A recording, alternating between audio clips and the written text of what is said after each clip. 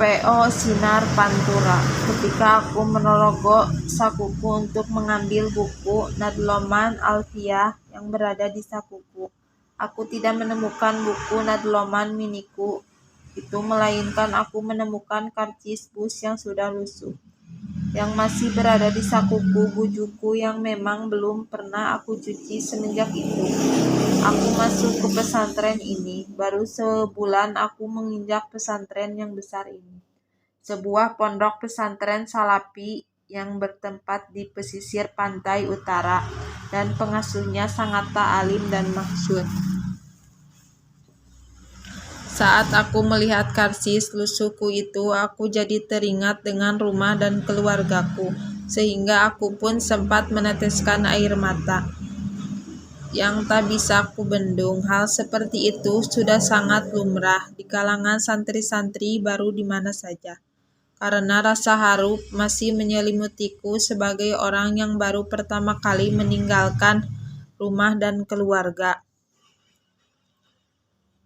demi menuntut ilmu agama. Dikarenakan kebiasaanku di rumah yang dimanja serba ada selalu kumpulan dengan keluarga dan teman-teman yang selalu aku kenal sejak kecil. Lain halnya di pesantren, aku harus bisa betul-betul merawat diri dengan uang saku pas-pasan dari rumah dan dituntut hidup super mandiri. Hidup di pesantren bagaikan mengawali hidup baru, dengan lingkungan yang baru, teman baru, situasi baru. Jadi itulah yang menjadikanku tidak betah dan ingin kembali ke rumah. Ketika aku membuang karcis lusuh itu ke lantai pojok kamar, yang memang menurutku karcis itu memang sudah tidak berguna lagi, tiba-tiba seorang laki-laki berbadan besar dengan memakai songkok hitam sambil membawa beberapa kitab kuning yang ia rangkum. Ia mendekatiku dan menyodorkan tangan kananku kepadaku. "Santri baru ya?" tanyanya. "Ya Kang, aku santri baru. Baru sebulan yang lalu aku tiba di sini," jawabku sambil tersenyum dan menjabat tangannya yang ia sodorkan kepada diriku. "Oh ya, aku maklumi. Besok lagi kalau kamu mau membuang sampah sekecil apapun itu, buanglah pada tempatnya, jangan dibuang sembarangan seperti ini. Nanti kamu bisa terkena hukuman membuang sampah sembarangan loh," tuturnya sambil mengambil karcis lusuh yang telah aku buang ke lantai tadi. Setelah ia mengambil karcis yang aku buang ke lantai tadi, ia pun membacanya, dan setelah itu ia agak lama terpana memandangku dengan cukup lama, seolah-olah ia memendam banyak pertanyaan dan rasa penasaran. Aku pun mencoba mencapainya, tapi ia seakan-akan tidak mendengarkanku dan terus memandangiku dengan histeris. Setelah ia sadar, lalu ia melipat karcis lusuhku itu dan ia masukkan ke kantongnya. Tiba-tiba saja ia pergi tanpa ada kata perpisahan atau kata-kata lain. Ia seperti halnya orang yang habis melihat sesuatu yang mengerikan dan ketakutan. Aku pun cuek aja. Mungkin saja ia kaget kalau saku berasal dari daerah yang cukup jauh dari sini, pikirku saat itu. Aku pun melanjutkan kegiatanku seperti biasa. Setelah aku tanya ke teman sekamarku tentang siapa orang itu, ternyata dia adalah pengurus kebersihan di pondok ini, dan dia merupakan santri terlama di pesantren ini. Keesokan harinya, setelah aku menjemur pakaianku yang telah aku cuci, tiba-tiba orang yang menegurku kemarin mendekatiku dengan membawa 2 orang temannya yang sebaya dengan diriku. Waduh, mampus aku kali ini. Aku tidak bisa kabur kemarin. Kebersihan gara-gara kecerobohanku kemarin, pikirku. Ketakutan ketika orang kemarin dan 2 orang temannya itu mengajakku ke tempat teduh. di lokasi penjemuran baju yang berada di lantai 5 komplek asramaku. "Loh, sampean ini dari Lamongan ya, Kang?" tanya salah satu dari mereka. "Iya, betul, aku berasal dari Lamongan," jawabku sambil meletakkan ember di lantai. "Maaf loh Kang, aku cuma mau tanya-tanya saja, gak bermaksud yang lain. Sampean pas dari rumah kemarin hari apa, terus jam berapa, dan betul sampean naik bus Sinar Pantura sesuai dengan karcis yang aku panggang ini?" tanyanya lagi padaku sambil menunjukkan karcis yang aku buang kemarin. Akhirnya aku pun menceritakan perjalananku ke pesantren sebuah yang lama. "Aku kemarin lalu hari Kamis malam, sekitar jam 7 malam dari rumah diantar kakakku naik motor dari rumah ke Tuban. Terus aku ditinggal di terminal lama Tuban. Dan kakakku pun kembali pulang dengan berpesan supaya aku menunggu bus yang melewati jalur Pantura, yakni bus jurusan Surabaya-Semarang. Setelah lama aku menunggu, ada 2 bus yang sangat kencang sekali. Ketika aku melambaikan tanganku, mereka tak memperdulikanku. Mereka tetap saja kencang seakan-akan tak melihatku. Aku pun menunggu cukup lama lagi, hingga aku melihat arah jarum jam tanganku menunjukkan waktu tengah malam yang menunjukkan ke arah angka 11. Waktu pun terus berlalu, suasana semakin sepi dan sunyi. Tak satu pun orang yang berada di jalan raya ini, kecuali truk-truk besar yang mengangkut barang-barang berat. Dan rasa dingin mulai mencekam tubuhku yang hanya menutupi baju koko, lengan pendek tanpa adanya jaket tebal yang melindungi tubuhku. Angin laut terus berhembus semakin kencang, ditambah tetesan air hujan yang mulai berjatuhan sedikit demi sedikit untuk membasahi jalan raya di hadapanku. Ketika aku hendak mencari tempat berteduh, dari kejauhan aku melihat sebuah bus yang sedang berjalan dengan amat pelan.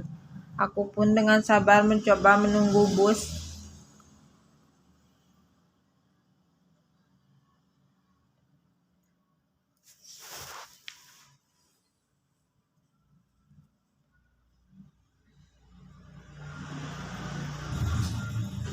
yang aku lihat tadi dengan berharap semoga saja menghampiriku.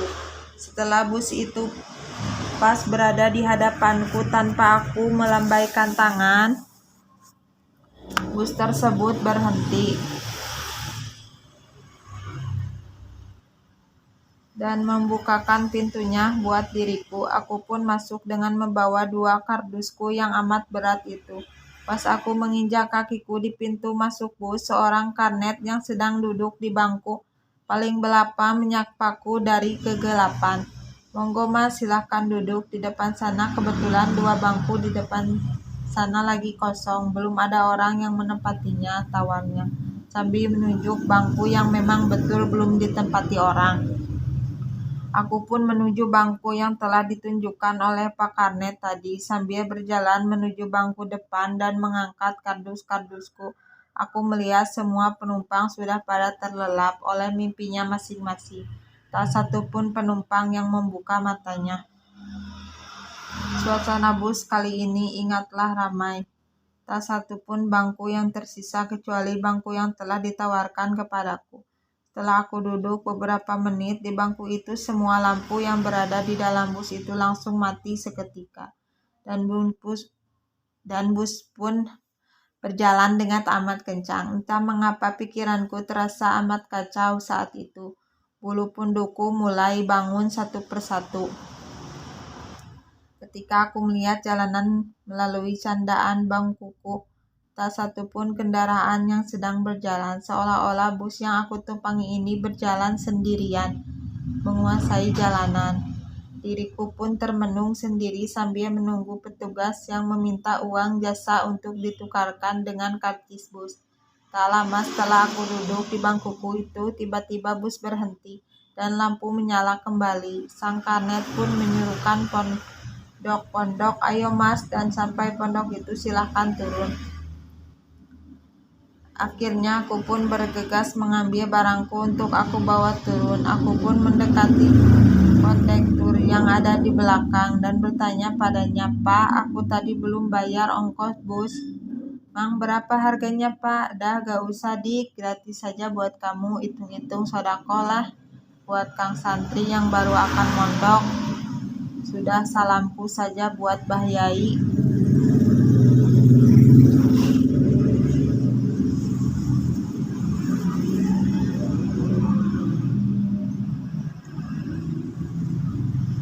Dan jangan lupa belajar yang sungguh-sungguh di sana. Selalu ingat akan orang tuamu yang bersusah payah untuk membiayaimu, tegas Pak Konduktor itu.